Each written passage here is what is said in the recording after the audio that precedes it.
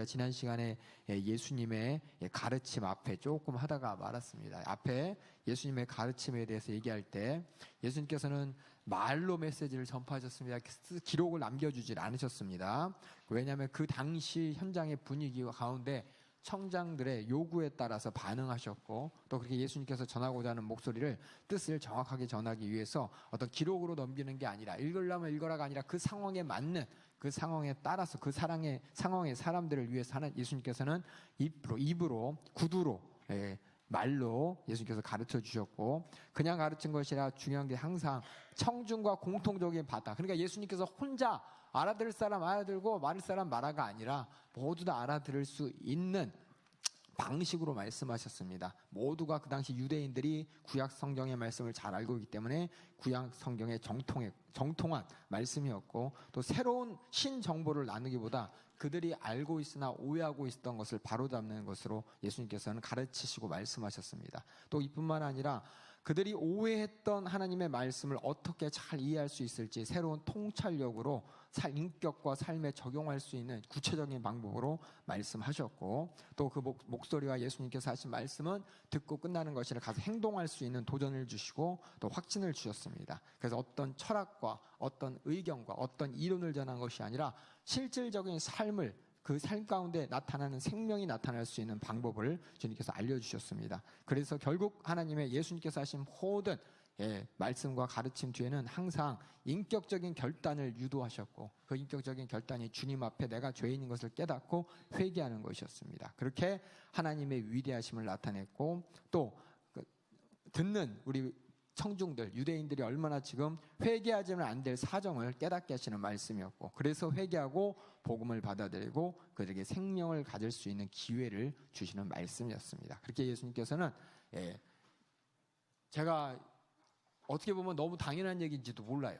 예수님께서, 하나님께서 우리를 상대하실 때 말씀하십니다, 이 말을 우리가 말씀하십니다라는 그 자체가 엄청난, 뭐라 그럴까, 저는 그랬어요. 저는 하나님 말씀하시나 보지, 예수님 말씀하셨나 보지, 뭐 말씀하시고 깨달을 사람 깨닫고 못 깨닫는 사람 못 깨닫나 보지 라고 하면서 예수님께서 말씀하시고 그 가운데 그 말씀을 깨달을 사람 극소수를 위해서 말씀하셨고, 또 극소수가 또 깨달아서 또 그걸 또 이렇게 잘 전하면 되나 보다가 아니라, 예수님께서 또 하나님께서 우리를 상대하실 때는 하나님 입장에서 우리를 상대한다면 우리 하나님을 이해할 수도 없고 하나님 말씀을 알아먹을 수도 없기 때문에 한없이 낮아지시고 또 우리의 눈높이를 맞춰주셨다는 이 자체가 저한테는 어떻게 보면 너무도 당연한데, 제가 알고 있는 하나님은 그런 하나님이 아니었거든요. 제가 오해한 하나님이죠. 오해한 하나님은 말씀하시고 명령하시고 이해도 안 되지만 무조건 따라오라고 하시고 무조건 명령하시고 말씀 그대로 안 하면 지옥 가고 또 심판받고, 그러니까 어쩔 수 없이 뭔 뜻인지 모르지만 해야 되는, 그렇게 이제 이해를 했는데, 그게 아니라 하나님께서 또 예수님께서 말씀하시고 이 땅에 오신 것은 철저하게 우리 수준에 맞춰서 말씀하셨다는 게 우리한테는 정말, 그걸 여러분이 깨달아야 돼. 모든 말씀 자체가 나는 몰라 뭔 얘기하는 거야가 아니라, 하나님은 우리의 수준으로 최선을 다해서 최선이 아니라 우리 눈높이에 맞춰 주셔서 말씀하셨습니다. 구약의 선지자를 보낸 이유가, 만약에 하늘에서 왕왕왕 소리가 들리고 또 각 사람이 하나님의 목소리를 개인적으로 들었다, 그렇다면 그때 내가 들은 것들이 과연 하나님의 말씀이냐 아니냐, 첫 번째는 뭐냐, 하나님이 하신 말씀이니까 나는 몰라 라는 말로 할 수도 있어요. 우리도 그러잖아요. 가끔가다 강단에서 하신 말씀 내가 들을 때 몰라 나는 못해, 난 안 해, 뭐 그런 거 있나 보지, 그럼 좋고 안 되면 말고, 그게 아니라 하나님께서는 우리 눈높이에 맞춰서 우리 수준에, 때로는 뽕나무 치는 목자를 보내시기도 하고 때로는 양 치는 사람을 보내기도 하고 때로는 왕궁의 귀족을 통해서 말씀하시기도 하고 때로는 선지자를 통해서, 하여튼 예수님께서는 우리와 만날 수 있는, 우리가 이해할 수 있는 수준의 언어를 사용할 수 있는 선지자를 뽑아서 그 선지자를 통해서 우리에게 말씀하셨다는 게, 그게 뭐냐, 우리의 눈높이를 하나님이 맞춰주신 거고, 그걸 이제 하나님의 영감이라고 해요. 영감. 하나님께서 선지자를 택했을 때 우리는 특별한 사람만 택해가지고 특별한 사람들만 하나님만 만나고 특별한 사람을 통해서 특별한 사람들만 하나님 목소리를 듣나 보다가 아니라, 하나님께서는 아까 말한 각양각색의 계층의 여러 사람들을 통해서 하나님의 목소리를 도저히 내가 이해할 수 없다라는 말을 도저히 못하도록, 그래서 우리가 하나님 앞에 갔을 때 나는 몰랐어요 라고 부인할 수 없는 이유가, 하나님께서 하신 모든 말씀은 내 수준에 맞춰서 하나님이 나에게 말씀하십니다. 나에게 말씀하실 때 나는 모르는 소리를 하는 게 아니라 내가 아는 소리를 하고 계셔요. 그래갖고 선지자, 수많은 계층의 그 선지자를 통해서 결국은 하나님의 아들이 이 땅에 육신을 입고 이 땅에 오셨다는 것 자체가 이게 하나님이 우리를 상대하시는 방법인데, 그게 뭐냐? 우리 인간의 수준의 인격적인 방법으로 말씀을 해주셨다는 겁니다. 그래서 여기 아까 얘기했듯이 예수님의 가르침 이야기라고 할 때, 예수님께서 이 땅에 오셨을 때 수많은 사람들은 다 자기 소리 있는 거 알고 있었지만 그 악한 마음이 예수님의 말씀을 거부하고 회개하기를 거부한 것이지, 모든 사람이 듣고 이해할 수 있는, 그래서 나중에 하나님 앞에서 핑계댈 수 없을 만큼 확실하게 하나님께서는 우리를 상대하셨고 예수님 우리를 상대하셨다는 걸 여러분이 꼭 아셔야 돼요. 그래서 여러분들이 강단에서 말씀을 듣고 설교 말씀을 듣고 성경을 읽었을 때 나는 몰랐어요 라는 말을 못해요. 우리는 나는 성경을 읽어도 몰라, 그 말 하면 안 돼요. 왜냐하면 우리 하나님께서는 분명히 우리가 이해할 수 있는 방식으로 말씀하셨는데, 내가 하나님을 오해해서 내가 안 알아들은 거예요.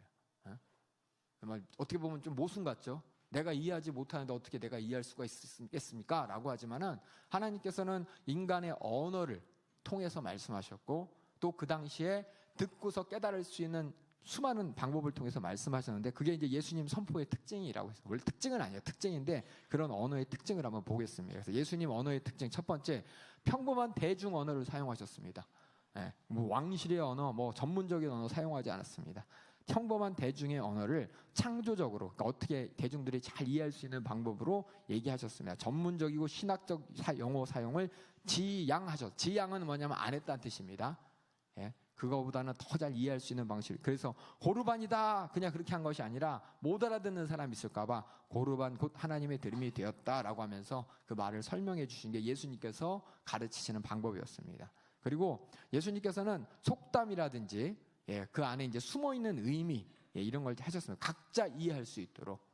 죽은 자들은 죽은 자에게 장사하게 하고 너는 나를 따라라 라고 이제 부자 청년에게 말할 때, 그 말이 죽은 자들은 죽은 자 이게 아니죠. 웬만한 우리 의식을 갖고 있고 언어에 대해서 언어를 잘 사용할 수 있는 사람, 웬만한 사람은 다 알 수 있는 이런 실제적인 언어들, 충격적인 율법을 사용하시면서 하나님께서는 말씀하셨습니다. 그래서 어찌하여 내 눈 속에 있는 티는 못 보고 내 눈 속에 있는 들보를 깨닫지 못하느냐? 내 눈에 들보 못 들어가는데요? 이거 아니죠. 그 의미는 다 알잖아요. 이렇게 하는 예수님께서 이렇게 강조법도 사용하셨고, 역설적 반어적 표현도 했습니다. 누구든지 제 목숨을 구원케 하면 잃을 거죠. 누구든지 나를 위해 제 목숨을 잃으면 찾으리라. 이게 참 잃으면 잃고 찾으면 찾지, 이게 어떻게 두 가지 같이 일어날 수가 있어? 라고 하지만 이 뜻이 무엇인지 누군지 잘 알아요. 왜냐하면 우리는 역설적인 반어적인, 이게 뭐냐? 강조를 위한 표현 아닙니까? 그렇죠? 말하는 우리 자식들한테 나가 죽어! 그렇지, 나가 죽으라는 얘기 아니죠? 그렇죠? 잘했어 그래, 잘했다고 하는 거 아니죠? 마찬가지로 예수님께서는 이렇게 실제적인 우리의 언어의 방법을 사용하셨다는 겁니다. 그리고 과장법도 사용하셨어요. 맷돌을 소자 하나를 실족해 하는 것이 맷돌을 목에 달고 바다에 던지는 거랑 똑같다. 그리고 내 손을 찍어라, 내 발을 찍어라, 내 눈을 빼버려라. 야, 참 섬찟하죠?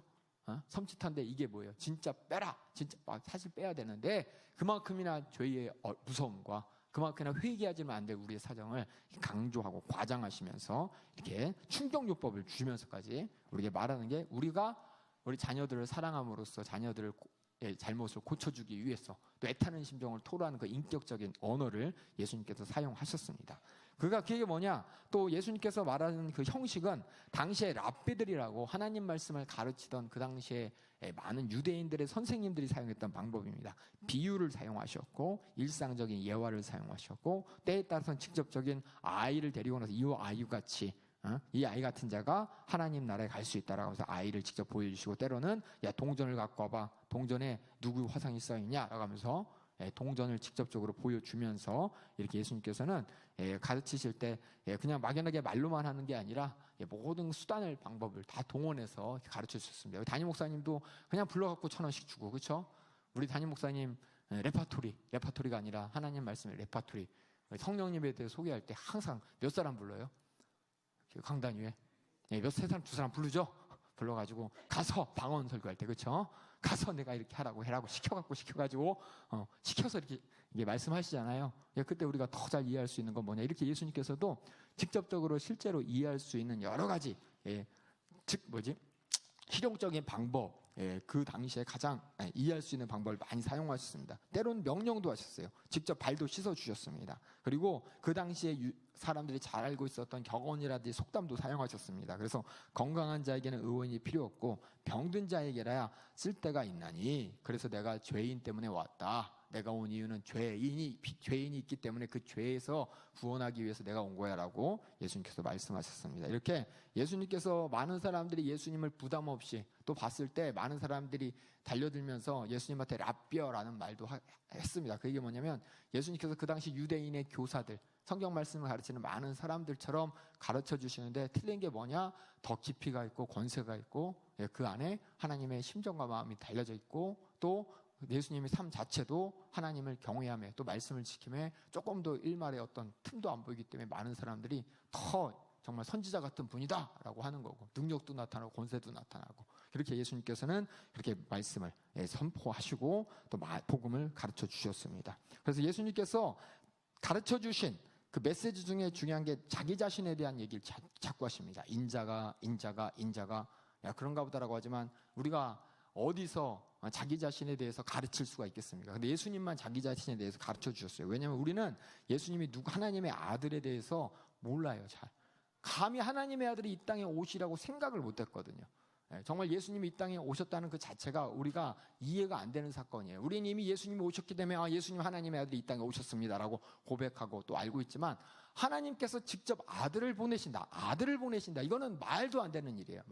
그냥 선지자 한 명 보냈겠지, 아니면 많은 인간들 중에서 특별히 정말 하나님을 경외하고 사랑하는 사람을 하나님께서 선지자로 불러 써듯이, 다윗을 부르고 사무엘을 불렀듯이 그렇게 특별히 불러서 쓴 사람 중에 한 사람인데 하나님이 아들 삼아서 그냥 사용하셨나 보다라고 하는 게, 아직도 많은 유대인들이 예수님을 인정하되 거기까지 인정하는 사람이 많고, 그래서 뭐냐면 많은 이단들, 예수님께서 예수님을 믿지만, 예수님을 인정하지만 하나님 말씀에 비춰 어떻게 하나님의 아들이 육신을 입고 올 수가 있어? 라는 그런 생각 때문에 예수님을 못 믿는, 그 한계를 벗어나지 못해서 예수님을 믿지 못하고 또 예수님을 하나님의 아들로 인정하지 못하는 수많은 유대인들이 있었습니다. 그만큼이나 하나님의 아들이 이 땅에 육신을 입고 오셨다는 것 자체가 충격이에요. 충격이고 우리가 생각할 수 있는 이 생각의 범위를 벗어나는 일이었습니다. 그래서 예수님께서는 자기 자신에 대해서 가르쳐 주셔야 했습니다. 그래서 성경을 근거로 해서 자기 자신을 내가 말하노니 또는 진실로 내게 이르노니 하고 권위 있게 자기 자신에 대해서 말씀하시면서 아까 얘기했던 수많은 우리 인격적인 방법으로 소통하셨고, 또 자기 자신을 진리라고 직접 제시까지 하셨습니다. 그래서 누구든지 이 음란하고 죄 많은 세대에 나와 내 말을 부끄러워하면 인자도 아버지의 영광으로 거룩한 천사들과 함께 올 때 그 사람을 부끄러워하리라. 그러면서 하나님의 아들로서 자기 자신의 신적인 특성, 하나님으로서 정체를 나타내면서 자기 자신을 믿을 것과 자기 자신의 말에 순종할 것을 예수님께서는 가르쳐 주셨습니다. 참 우리는 너무 쉽게 어떻게 보면은 손도 안 대고 코 푸는 그런 식으로 너무 쉽게 너무 받아들이고 있어요. 하나님의 아들, 예수님께서 하나님의 아들이구나, 하나님의 독생자구나, 이 자체를 너무 쉽게 받아들이는데 이건 인간의 상상력을 벗어나는 일입니다. 상상력을 벗어나는 일이에요. 하나님의 아들이 직접 육신을 입고 이 땅에 오셨다는 것 자체가 하나님을 제대로 의지하는 사람, 하나님을 인식하는 사람이라면 하나님이 뭐가 아쉬워서 육신을 입고 이 땅에 오셔야 되고, 뭐가 아쉬워서 우리를 위해 십자가 달려 죽으셔야 되고, 그러니까 다른 종교는 사람이 만든 모든 종교잖아요. 다른 종교에는 하나님의 아들이 오셨다, 이것도 이해가 안 되는 거고, 또 뭐예요? 하나님의 그 아들이 우리를 위해 십자가 달려 죽으신 대속물이 되었다, 이건 더 이해가 안 되는 일이에요.